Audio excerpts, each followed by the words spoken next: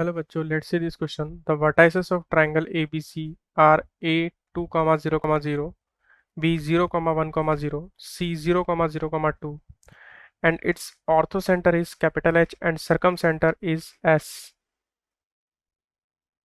P is the point equidistant from A, B, and C, and the origin O. The y coordinate of S is first option is 5/6, second option is 1/3, third option is 1/6, and fourth one is 1/2. So first of all इसका diagram create कर लेते हैं। तो यहाँ पर अगर diagram हम create करें तो ये हो जाएगा ए, ये हो जाएगा बी और ये हो जाएगा सी। ए के कोऑर्डिनेट हमारे पास आ गए 2, 0, 0, बी के कोऑर्डिनेट आ गए 0, 1, 0 एंड सी के कोऑर्डिनेट आ गए 0, 0, 2। सो यहाँ पर आप देख सकते हैं ए बी बी सी के इक्वल है। सो मैं यहाँ से अगर इस बी सी के ऊपर परपेंडिकुलर डालूंगा, ए सी के ऊपर परपेंडिकुलर डालूंगा सॉरी, तो यहाँ पर ये डी पर बाइसेक्ट करेगा। क्यों? क्योंकि ये एक आइसोसेलेस ट्राइंगल हो गया, क्योंकि A B is equal to B C है। सो यहाँ पर डी के जो कोऑर्डिनेट होंगे वो क्या होंगे? D is a mid point of A C. So mid point formula से हम ये डी पॉइंट निकाल देंगे, तो ये पॉइंट आ जाएगा 1, 0, 1। और बी के अगर पोजीशन वेक्टर की बात करें तो ये हो जाएगा जे, और अगर डी के पोजीशन वेक्टर की बात करें विद रेस्पेक्ट टू बी तो ये हो जाएगा आई माइनस जे प्लस के। ये पोजीशन वेक्टर ऑफ डी है। सो अगर मैं ए को ए से एक परपेंडिकुलर डालूं बी सी के ऊपर, तो ये जहां पर बी डी और अगर मैं इसे ई नाम दे दूं, तो जहां बी डी और ए ई कट करेंगे तो वो हो जाएगा हमारा ऑर्थोसेंटर एच। और अगर ये लैम्डा इस टू 1 में इसको डिवाइड करता है तो एच के कोऑर्डिनेट्स हम निकाल सकते हैं, एच के पोजीशन वेक्टर हम निकाल सकते हैं। सो फाइनली जो एच के पोजीशन वेक्टर आएंगे वो आ जाएंगे 1/3 आई कैप प्लस 2/3 जे कैप प्लस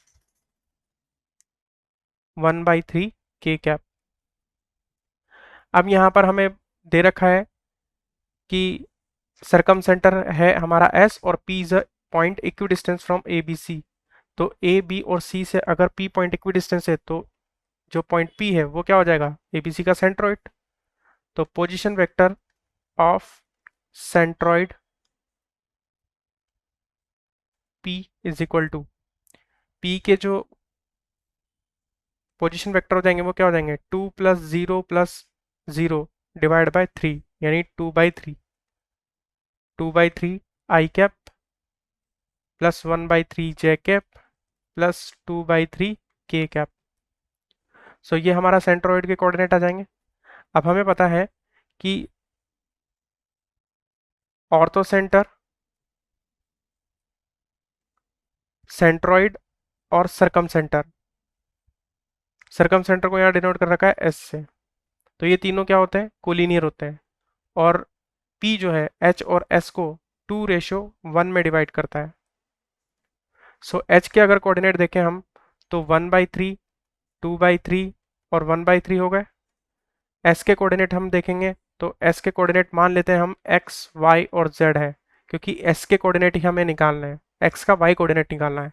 तो हमने अज्यूम कर लिया, ये हमने माना है, इसलिए यहाँ पर लिख दिया लेट। S के अज्यूम कर लिए x, y, z, और P के हमारे पास कोऑर्डिनेट हम निकाल चुके हैं 2/3, 1/3, 2/3। सो यहाँ पर जो S का y कोऑर्डिनेट होगा वो हम निकाल सकते हैं by using section formula. So section formula से हम y कोऑर्डिनेट निकाल रहे हैं और इस y कोऑर्डिनेट को P के y कोऑर्डिनेट के इक्वल कर देंगे 1/3 के। सो यहाँ पर आ जाएगा 2y plus 1 into 2/3 upon 2 + 1 is equal to क्या किसके होना चाहिए? P के y कोऑर्डिनेट के इक्वल होना चाहिए, नहीं 1/3 के इक्वल होना चाहिए। तो इसे अगर सॉल्व करेंगे तो यहाँ पर आ जाएगा 2y plus 2/3 upon 3 is equal to 1/3। 3 से 3 कैंसिल आउट हो जाएगा और हमारे पास आ जाएगा 2y plus 2/3 is equal to 1। यहाँ से आ जाएगा 6y plus 2 is equal to 3।